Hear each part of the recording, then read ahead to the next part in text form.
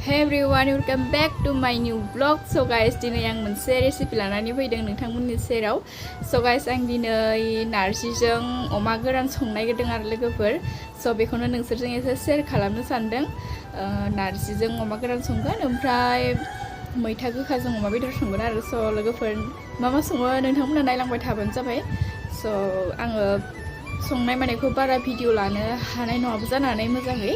मानो होनब्ला आंहा केमेरा हमनो हाग्रा रावबो गैया आं हारसिंसो नालाय ओमफ्राय बेनिखायनो बारा मोजां खालामनो हानाय नङाबो जानानै आं संनायनि भिडिअखौ स' नोंथांमोना भिडिअखौ नायबानो जाबाय रावबो गैया न'आवबो जोंहा आइजों बाबाजों आलासि जानो थांदों आरो लोगोफोर ओमफ्राय दा जों न'आव फंबायजों आंजोंल'सो दङ स' लोगोफोर नोंथांमोना जुदि भिडिअखौ नायनो इन्टारेस्टेड मोनोब्ला नायलांबाय थाबानो जाबाय जोबजासिम स' लोगोफोर नारजिजों अमा बिराद जानो गोसो जाखादोंमोन आङो ओमफ्राय दिनै जानो मोनसिगोन स' लोगोफोर थ' बिदिब्ला दिनैनि भिडिअखौ स्टार्ट खालामनोसै स' गाइस नै आङो मैगंखौ अरदाबावसो संदों आरो ओमफ्राय नै नारजिखौ आं रहायना लाबाय लोगोफोर ओमफ्राय बिथिंजाय मैगङाव होनो थाखाय बेदर एवफ्रामना लाखानोसै आं गेसावनो बिथिंबो जानना होबाय आरो लोगोफोर माने बिराद ओंखामबो उखैबायमोन नालाय फुङाव ओंखाम जायाखै नालाय ओंखायनो थाब संनो होननानै आं बिथिंबो संनायसै आरो लोगोफोर स' नायलांबाय थादो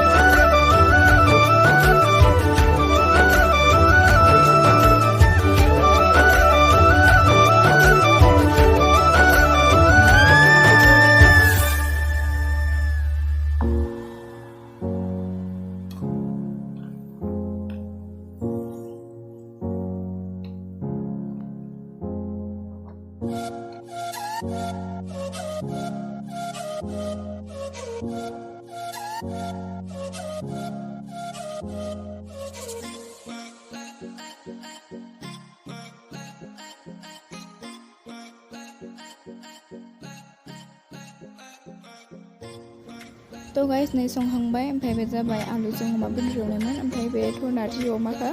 ओमफ्राय लोगोफोर दा ओंखामखौ जाना लानोसै ओमफ्राय आङो मा होनो मैथाजों अमा एवनायखौ जायासै आरो लोगोफोर हराव जानांगौ होननानै दोनबाय आं लोगोफोर माने बांद्राय अमा बेदरबो जानो हाया नालाय आं गायलाङो ओंखायनो आं जानाय जायासै आरो बेखौ मैथाखौ